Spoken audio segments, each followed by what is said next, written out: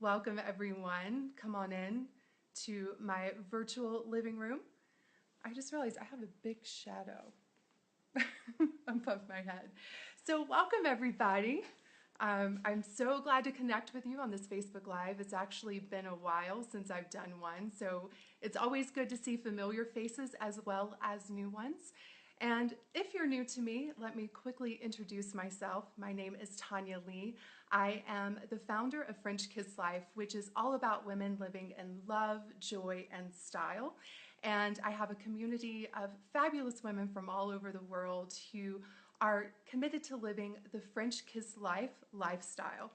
And if there's one thing that I see really stopping women from living a life of joy, love, and style, it's how they spend their time. And that's what I'm going to talk with you about on this Facebook Live. But as you're joining, please say hello. Hi, Louisa. Good to see you. Welcome, everyone. All these beautiful women joining. And occasionally we get some men in the group too, and you're always welcome as well. So I want to talk with you about something that I refuse to waste my time on. And I want to talk with you about the concept of time and why it's so important. So I'm going to start with that first. Why we should really be what I call a time snob. I'm not a snobby person, but when it comes to my time, I'm very, very protective of my time because there was a time in my life where I wasn't. And I will tell you that was the time in my life where I struggled with my weight. I struggled with feeling like I couldn't get ahead. And now that I look back, it was because I wasn't using my time in a way that aligned with what I said I wanted in my life. So one of my very first mentors actually had me fill out a time assessment because I sat down with him and I said, these are all of the things that I want in my life and this is how I want to feel in my life. And he said, okay. He said, here's what I want you to do. I want you to fill out a time assessment and track your time for 1 week from the moment you wake up in the morning until you go to bed at night. And the first thing I said was, I don't have time for that. And he was like, that is exactly why you must do it. And so I did. And when I came back to him the next week and showed him my time assessment, he took it and he put it beside what I had said I wanted to create in my life and how I wanted to feel and the kind of woman that I wanted to be. And when I looked at them side by side, he held them up to me, it became very obvious as to why I was feeling the way I was feeling and also as to why I wasn't getting results in my life.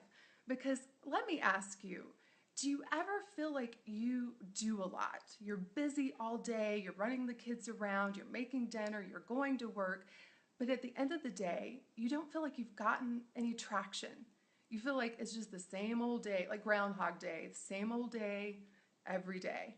That's what my life felt like at the time. But when I looked at it, it was so clear to me as to why I wasn't feeling the way I wanted to feel and why I wasn't getting results. And so what I started doing was tweaking my day. I didn't do a complete overhaul, which is what we often try to do. We try to change everything at once. I just started changing little things every day to align more with what I said I wanted. And over time, that led to huge results. And so I want to talk with you about that because I've identified a lot of time wasters, not just time wasters, but also energy wasters in my life. But before I do that, like the comments have stopped working and can you all hear me okay? I just saw a heart float by, so thank you for that. I love hearts. Just give me a thumbs up and let me know that you can hear me before I continue because someone just said that the video isn't working and it seems to be working on my end. So I'm not sure. Can someone give me some? Okay, thank you, Renee. Renee says she can. Okay, so back to this concept of time. Okay, so when I did this assessment, I really began to see where I was wasting my time and I took it a step further. So now when I work with clients, I'm always not only looking at how they're physically spending their time, but also energetically.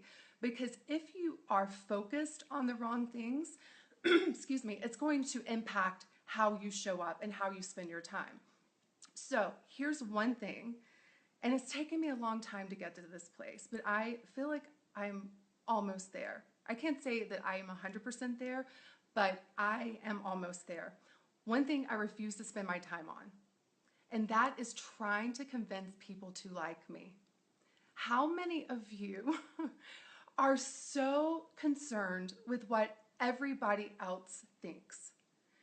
When you obsess about what people think of you and you allow it to modify your behavior, number one, you're not going to show up in your best self because you become like a chameleon. You're constantly morphing and turning and twisting to try to please everybody. And you guys, it's so exhausting. As someone who used to want everybody to like me, I guess maybe it's because I'm in my 40s now, I honestly don't try like I used to. And I will tell you, it is so, so liberating. And the way I look at it, I saw a quote on Facebook the other day that says, you may be the juiciest peach out there, but not everybody's going to like peaches. And that's okay. And when I think back to the amount of time that I spent trying to get people to like me, that's time I could have really been just cultivating myself so that I would like me and creating things in the world that I enjoyed, that offered value and service to the world. But I was over here trying to get people to like me, some fake version of me. I mean, how many times have you walked into a room, and I have done this, where you turn into this crazy woman? You're like, you don't even recognize yourself because it's like me, and you start becoming loud and obnoxious, or you start sort of shaking, and it's all because you're wanting someone to like you. I think you need to like you. I need to like me. I always say it's not your job to like me. That is my job. And I will tell you, when you get to that place, it frees up so much energy. You get to really work on you and loving yourself, and then taking all that energy that you obsessed about other people liking you and channeling it towards the people that do. There's going to be people here that watch this Facebook video or this Facebook Live, and they're like, I don't like her. And you know what? That's okay. It really is. I like you. I mean, I assume I do. I haven't met all of you. Some of you I have. But, it's just such a more graceful way to be in the world. It just really allows you to show up as you and trust that the right people are going to come into your life that are going to like the real you, the you that you are. And everybody else, you know what? I always say, let them go with love. Give them a big heart full of love and just let them be. They're not your people. And when you get to that place, I cannot tell you how much creative energy that you will have to focus on the projects and the goals that you have. I'm telling you, it's like freedom, so much freedom. It reminds me of a client that I have, and when she came to work with me, she was like, I want to write a book. And I made her do this time assessment, which, by the way, there's a link underneath this, I think it's underneath this video, where you can download the time assessment inventory worksheet that I'm talking about, because I want each of you to do this. Please, this is a gift to yourself. It's like tracking your money. When you track your money, you become very mindful of where it's going, and time is more precious than money. So I want you all to do this. But when she came to work with me, she wanted to write this book, and I said, okay, I want you to go do this time assessment worksheet, track your time for a whole week, and then let's talk next week. And so she did. And when she brought it back, again, like my mentor did for me, it was very obvious, very, very obvious as to why she wasn't getting this book written. Number one, she wasn't writing. But when we looked at why it was, she was worried too much about what people were going to think of her book. The fear of what people would think was stopping her from putting her incredible work out into the world. And so we worked on that quite a bit, and we started lining up what she said she wanted in her life with her daily actions. And so when you do this worksheet, it is so, so powerful, because you will begin, it'll be in front of you. You'll begin to see, like, wow, I say I want to lose weight, but do I make time for exercise? you'll see that, wow, I say that quality time with my kids is important, but every day I come home from work and I do nothing but clean the house, you know? You'll say, like my client did, I want to write a book, but I'm spending 2 to 3 hours on social media. Like, hello, doesn't line up now, does it? But we all do it. And I think the first step is to be aware. That is step number one. Just be aware of how you're spending your time. Then you can begin to look at, okay, what are some little shifts that I can make? And don't try to overhaul your life in one day. I see people do this. I'm like, don't. I mean, if you can do that, like high five to you. I do have some people in my life that, you know, as soon as they heard Diet Cokes were bad, they like gave it up immediately. But I'm not that kind of person. Like I have to sort of like gradually change my life. If not, I just go back to the old pattern. And so when you're looking at the little tweaks that you can make, think about little steps. Little steps lead to big results over time. So look at your time assessment. Look at what you say you want, what you value, what your goals are, and does this part line up with this part? Because if not, just begin to make little daily tweaks so that this and this start to do this. So with that said, does anyone have any questions? I'm just realizing I have a light in front of me. Everybody's like, you got great skin. I'm like, girl, that is called good lighting, but this is a little much. But it's dark in this room, so it's all I got right now. So any questions? And if you like this video, I would be so honored if you would share it with your community, if you know of anyone that could use a little time inventory, loving kick in the derriere. Any questions? Elisa says, this so applies to my life right now. Yeah, I'm constantly doing this. I don't want you all to think that I've arrived at some place where I never waste time. In fact, there was 2 weeks ago, there was one day where I had these deadlines to meet and I totally checked out of my own life, just completely checked out.